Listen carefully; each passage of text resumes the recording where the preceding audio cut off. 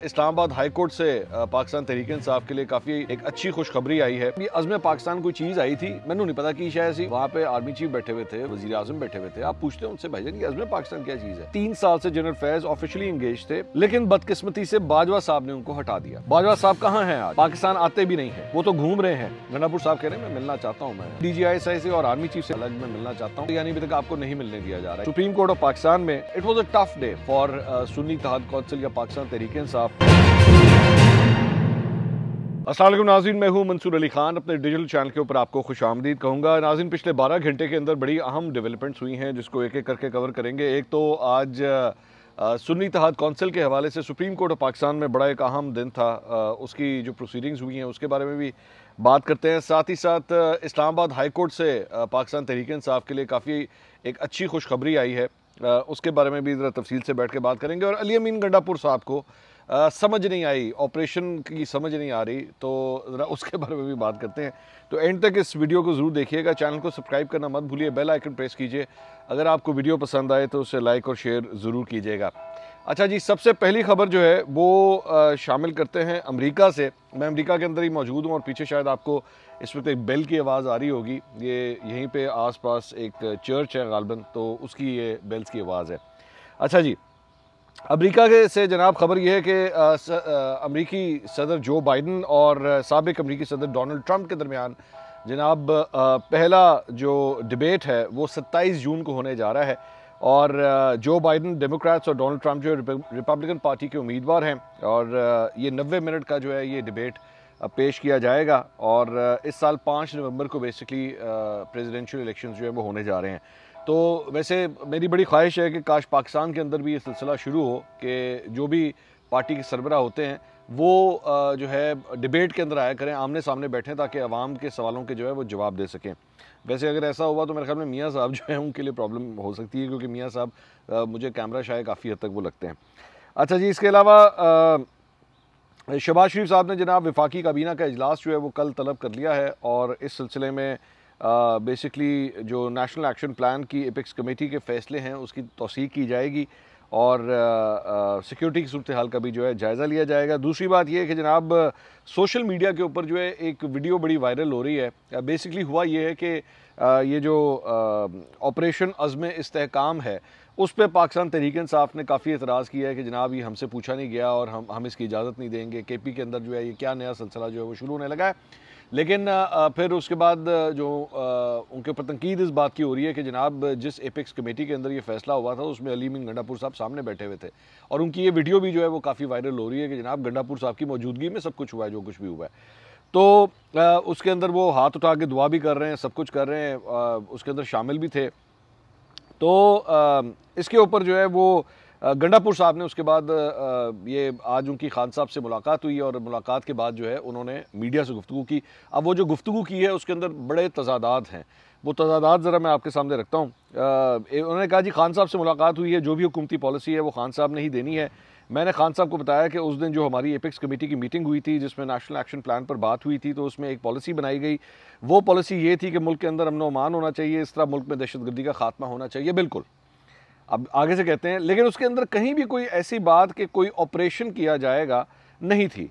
Apex committee में एक नाम आया अज़्म पाकिस्तान, उसमें ऑपरेशन का जिक्र नहीं था, ना पहले था ना बाद में, ये रिकॉर्ड पर है। सो वो ये फरमा रहे हैं कि जनाब ये अज़्म पाकिस्तान कोई चीज़ आई थी, मैंने नहीं पता कि शायद सी उधर ऑपरेशन का लफ्ज़ नहीं लिखा सी। तो गंडापुर साहब वहाँ पे पूछ लेते, आप वहाँ पे आर्मी चीफ बैठे हुए थे, वहाँ पे वज़ीर आज़म बैठे हुए थे, आप पूछते हैं उनसे भाईजान ये अज़्म पाकिस्तान क्या चीज़ है, ये क्या है, ये टर्म क्या है। या मेरे ख्याल में शायद गंडापुर साहब को समझ नहीं आई कि गल्ला की करते पे ने, या तो फिर यही होगा। तो अब वो ये फरमा रहे हैं कि जनाब वो मैनू नहीं पता सी यह सवाल आया है, इम्तिहान चाहे सवाल भी आया है कि जनाब ये कोई ऑपरेशन का नाम है। उसके बाद कहते हैं कि जी हम ये मानते हैं कि जब हमारी इमरान खान की हुकूमत थी मुल्क में दहशतगर्दी में कमी आई।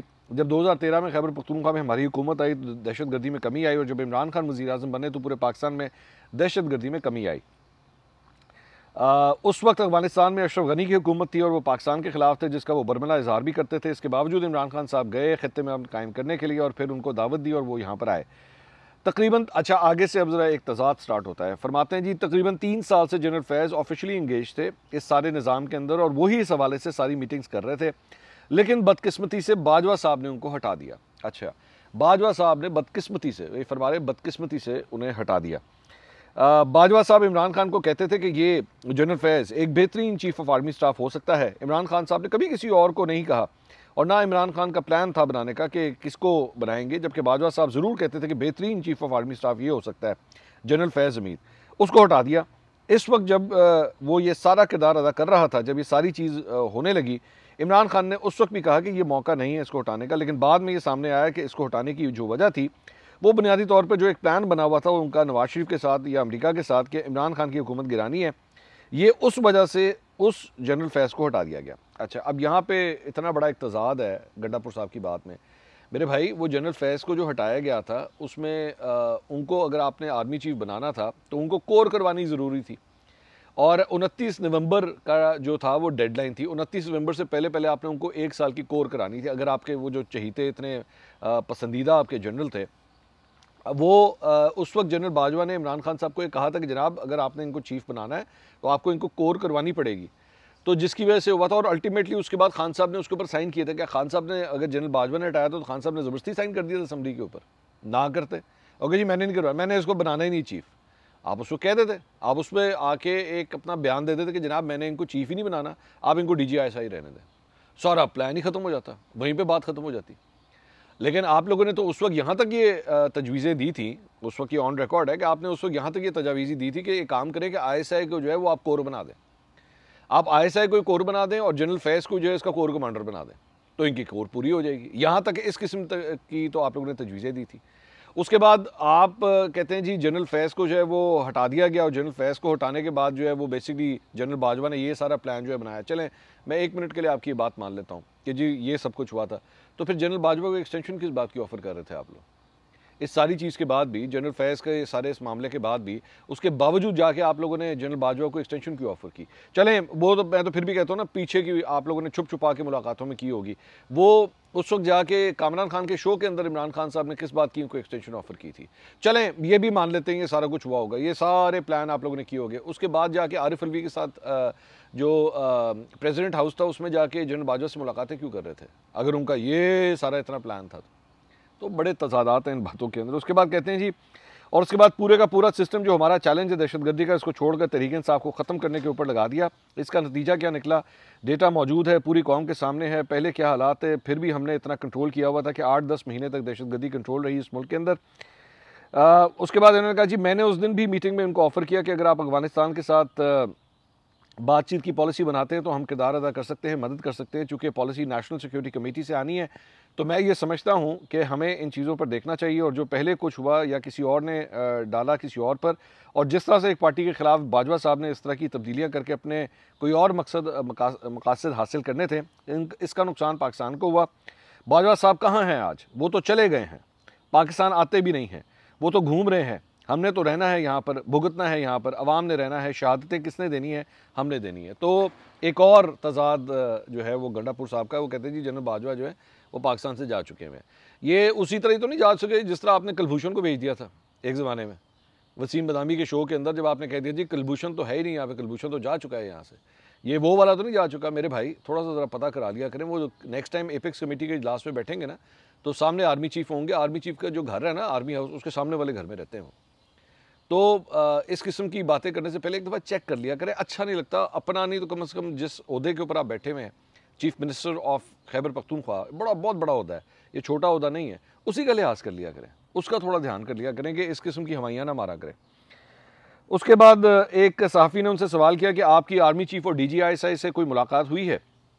तो फरमाते हैं जी मेरी DGISI से और आर्मी चीफ से अलहदा कोई मुलाकात नहीं हुई, जो भी हुई है वो उसी मीटिंग में हुई है या इससे पहले भी किसी मीटिंग में ही हुई है, इसके अलावा कोई ऐसी नहीं हुई है। वैसे इसमें कोई मसला नहीं है, मैं मिलना चाहता भी हूँ और उनको मिलना भी चाहिए मेरे साथ, ताकि इसके अलावा भी कोई और बात कर सकें आइनी तौर पर। अच्छा, तो बेसिकली शहजाद अकबर साहब ने जो खबर दी थी ना, इन्होंने अली अमीन गंडापुर साहब ने उनकी खबर को डिनाई कर दिया है कि जी मेरी तो कोई मुलाकात नहीं, तो गलत खबर थी, वो फेक न्यूज़ थी जो शहजाद अकबर साहब ने दी थी।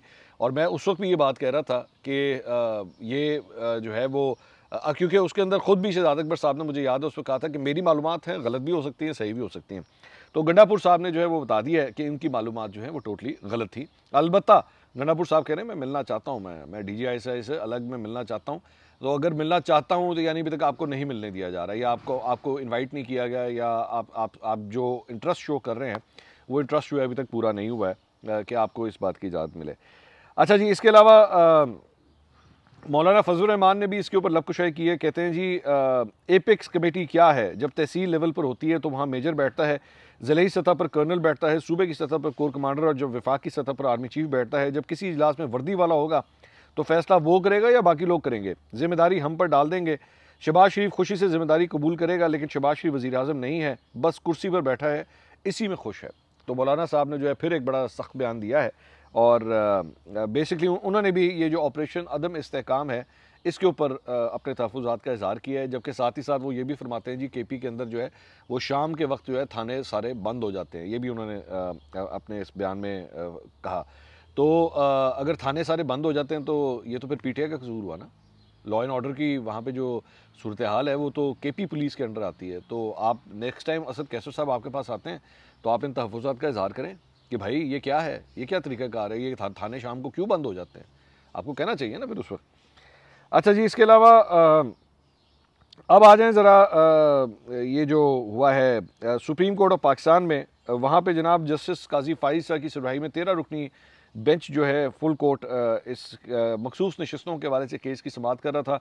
कवरेज जो है वो लाइव दिखाई गई। It was a tough day, I would have to say it was a tough day for Sunni Ittehad council या पाकिस्तान तहरीक इंसाफ, क्योंकि पहले मैं उस पर सलमान अकरम राजा साहब ने भी वहाँ पे दलाइल दिए, लेकिन उस पर मैं बाद में आता हूँ। पहले जो दलाइल दिए जा रहे थे फैसल साहब की जानिब से, सुन्नी इत्तेहाद कौंसिल की जानिब से, उन्होंने अपने दलाइल मुकम्मल किए। उसके बाद सलमान अकरम राजा साहब के साथ जो है वो बेंच की जो है वो काफ़ी नोकझोंक हुई। बड़ा एग्रेसिव किस्म का जो है उन्होंने स्टांस लिया। सलमान अकरम राजा, मैं इसको ना ज़रा सम अप करता हूँ, मैं अब आराम से पूरी डिटेल में अगर चले गए तो बात लंबी हो जाएगी। बेसिकली एतराज़ जो किया जा रहा था बेंच की जानिब से सलमान अकरम राजा साहब के साथ, वो इस बात के ऊपर था कि जी आपके जो सुन्नी इत्तेहाद कौंसिल है उन्होंने तो इलेक्शन भी नहीं कंटेस्ट किया, उनका जो अपना चेयरमैन है वो इंडिपेंडेंट इलेक्शन लड़ा, और वो PTI की टिकट PTI के हिमायत याफ्ता कैंडिडेट के तौर पे इलेक्शन लड़ा। तो उसके बाद अब आप किस तरह क्लेम कर सकते हैं कि सुन्नी इत्तेहाद कौंसिल जो है उसको ये सीटें मिलनी चाहिए। और ये डिबेट इस हद तक स्ट्रॉन्ग हो गई थी कि मतलब काजी फाइसा साहब या जस्टिस जमाल मुदखेल या जस्टिस मंसूर अली शाह वो तो इसके ऊपर स्टांस ले ही रहे थे। अतर मिनल्ला साहब भी जो है इसके ऊपर इस मरतबा उन्होंने जंप इन किया और उन्होंने कहा कि इसका कुछ सर पैर नज़र नहीं आ रहा, मतलब वो भी काफ़ी क्रिटिकल थे इस आर्ग्यूमेंट के ऊपर। सलमान अकरम राजा साहब जो है वो सेटिस्फाई करने की कोशिश कर रहे थे, बट ही न्यू कि he is actually standing on very weak grounds. कि एक पार्टी का चेयरमैन जो है वो ख़ुद दूसरी पार्टी के टिकट के ऊपर या उसकी हिमायत के ऊपर जो इलेक्शन लड़ रहा है, तो बाद में आप किस तरह क्लेम कर सकते हैं। उनका जो पॉइंट था, जो बेंच जो जिस पॉइंट को रेस कर रहा था वो ये था कि आप पहले इंप्रेशन ये दें कि जी हम फ़लाँ जमात से हमारा ताल्लुक़ है, हम फ़लाँ जमात के साथ एफिलिएटेड हैं, बाद में जब इलेक्शन हो जाए तो सब के सब जो है वो किसी एक जमात की तरफ किस तरह जा सकते हैं, एक वन मैन पार्टी की तरफ जो है वो किस तरह जा सकते हैं। सवाल इसके ऊपर ये था। Legally yes this is a sound argument, actually ये वीक आर्गूमेंट नहीं है, लेकिन ऑब्वियसली अगर आप इसको पॉलिटिकल पॉइंट ऑफ व्यू से देखें, या जिस तरह मैं हमेशा कहता हूँ कि डिपेंड करता है आप टेबल की किस साइड के ऊपर बैठे हुए हैं, तो वन हैज़ टू रिमेंबर कि ये सारा कुछ इसलिए हुआ है कि बल्ले का निशान निकल गया हुआ था। अब बल्ले का निशान जब बीच में से निकला है तो उसकी रेमेडी के लिए, उसका तरीक़ाकार के लिए पाकिस्तान तहरीक इंसाफ ने अपनी मुख्तलिफ ऑप्शंस को जो है वो सिक्योर करने की कोशिश की, जिसमें से एक ऑप्शन ये थी कि जनाब अच्छा जी हम बाद में जाकर सुन्नी इत्तेहाद कौंसिल के साथ जो है वो मिल जाते हैं। एक डेस्परेट अटेम्प्ट थी, वो डेस्परेट अटेम्प्ट इस बात की थी कि किसी तरह हमारे पास ख़वातीन और अक़लियतियों की नशिस्तें जो हैं वो हमारे पास आ जाएँ, वो हमारे हाथ से निकले ना, जिसकी वजह से अल्टीमेटली उन्होंने कहा कि जी सुन्नी इत्तेहाद कौंसिल के साथ ही हम चले जाते हैं। जबकि बीच में एक्चुअली एक बड़ा इंटरेस्टिंग सवाल जो है वो मेरे ख्याल में जस्टिस मंसूर अली शाह साहब ने भी पूछा कि जी आपका सुन्नी इत्तेहाद कौंसिल से नज़रियाती इत्तेहाद हो किस तरह सकता है, मतलब कौन से ऐसे पॉइंट हैं, इवन दो मतलब ये एक सियासी सवाल था।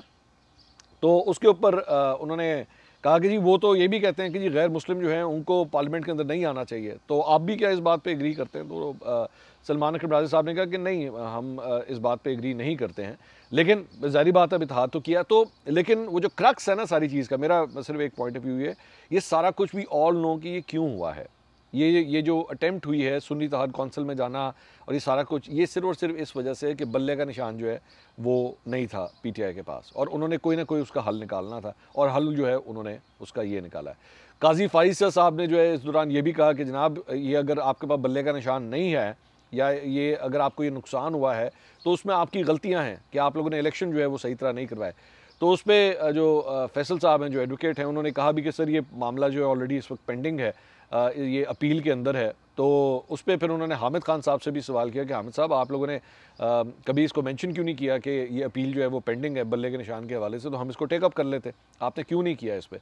फवाद चौधरी साहब ने एक्चुअली इसके ऊपर ट्वीट भी किया, ये जो हामिद खान साहब की जो गुफ्तगू थी ना कि जनाब, और आप जानते हैं कि फवाद चौधरी वैसे ही हामिद खान साहब के ख़िलाफ़ हैं काफ़ी, तो उन्होंने कहा कि ये देखें ये हाल है इनके वकला का कि बल्ले के निशान के ऊपर जो अपील है उसको टेकअप करने के लिए ये लोग जो है वो याद दहानी तक नहीं करवाते कि जनाब आप इस इतने इंपॉर्टेंट मामले को जो है किसी तरह टेकअप कर लीजिए।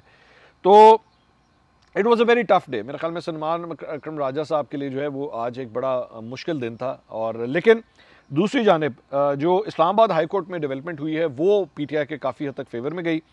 वहाँ पे बेसिकली इस्लामाबाद हाई कोर्ट ने इलेक्शन कमीशन का इस्लामाबाद के ट्रिब्यूनल्स की तब्दीली का ऑर्डर जो है वो मुअत्तल कर दिया। अब ये बेसिकली ये जो ख़ास तौर पे इस्लामाबाद की सीटों के हवाले से जो ट्रिब्यूनल्स बने थे और उसमें वो केसेस चलना शुरू हुए थे, तो एतराज़ात किए गए थे मुस्लिम लीग नून के तीनों उम्मीदवारों की जानिब से इलेक्शन कमीशन में, और इलेक्शन कमीशन ने उन एतराज़ात के ऊपर उन ट्रिब्यूनल्स को जो है वो तब्दील कर दिया था, जिसके बाद इस ऑर्डर को चैलेंज किया गया था। तो वो ऑर्डर जो है मुअत्तल हो गया। लेकिन जो डिस्कशन हुई है कोर्ट के अंदर वो बड़ी इंटरेस्टिंग है।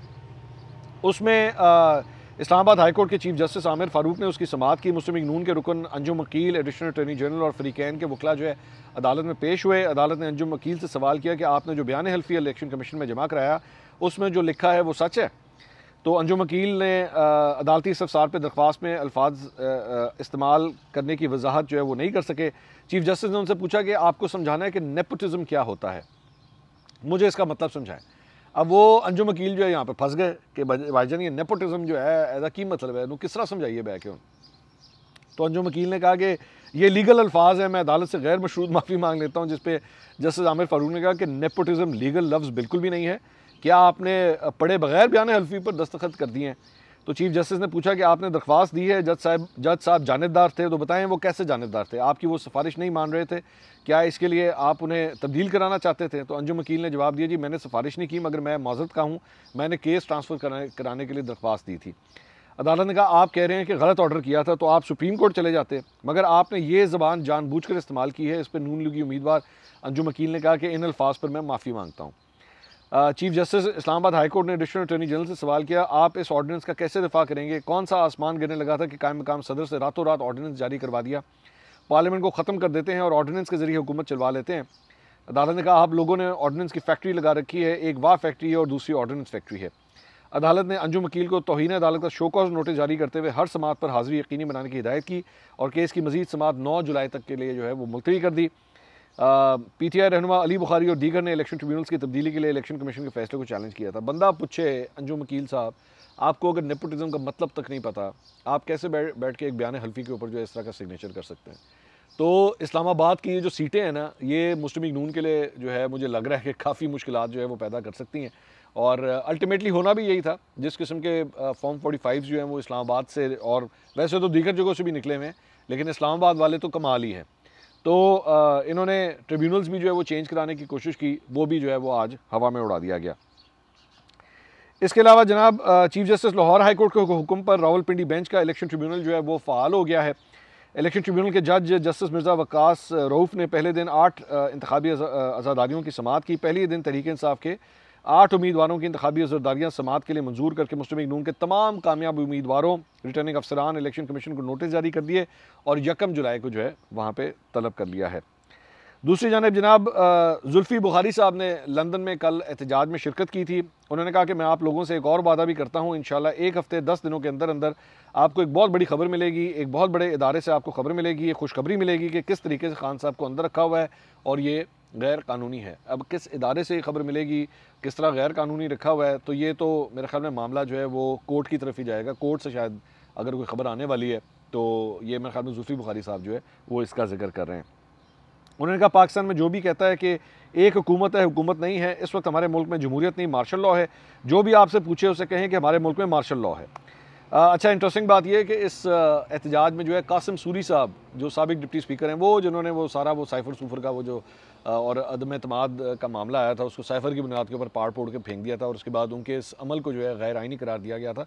वो भी लंदन में पाए जाते हैं। ये खबर आ चुकी थी, आज से चंद महीने पहले आ चुकी थी कि वो पाकिस्तान से भाग चुके हैं और भाग के लंदन में जाके पनाह ली हुई है। यहाँ पे उनके खिलाफ वो जो केस है वो सुप्रीम कोर्ट तक पहुँच चुका हुआ है कि उनका जो इलेक्शन हुआ था 2018 में, उसके ऊपर सवेर किस्म के जो है वो एतराज़ात थे।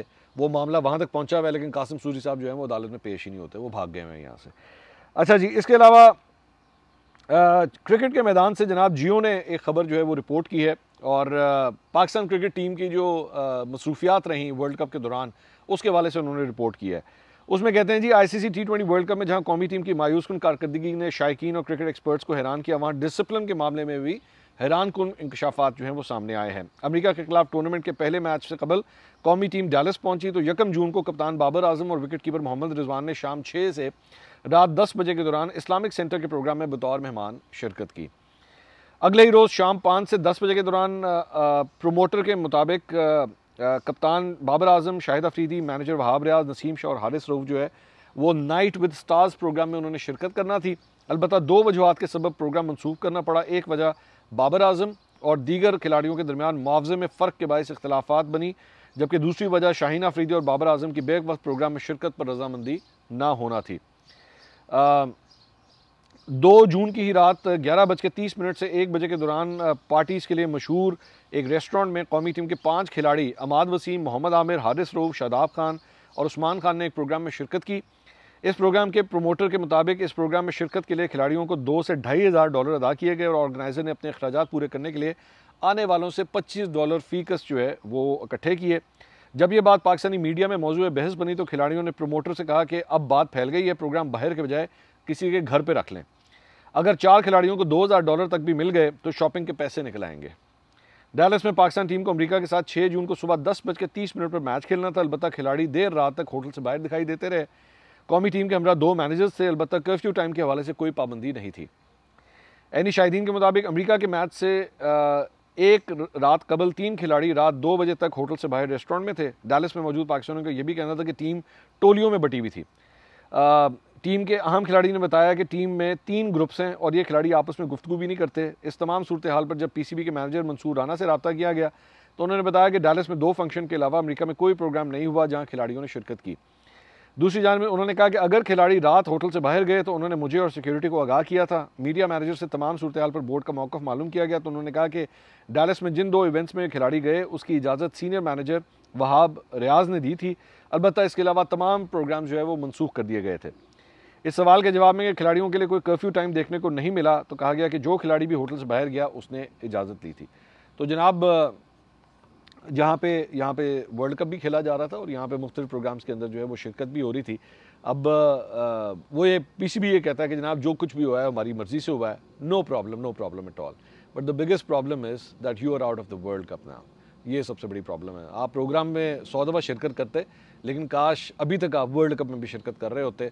जब सुपर 8 का मरहला ख़त्म होकर सेमीफाइनल मरहले तक जा रहा है, काश आप अभी तक इसी टूर्नामेंट के अंदर मौजूद होते तो हमें ज़्यादा खुशी होती। अगली वीडियो में आपसे दोबारा मुलाकात होगी। अल्लाह हाफ़िज़।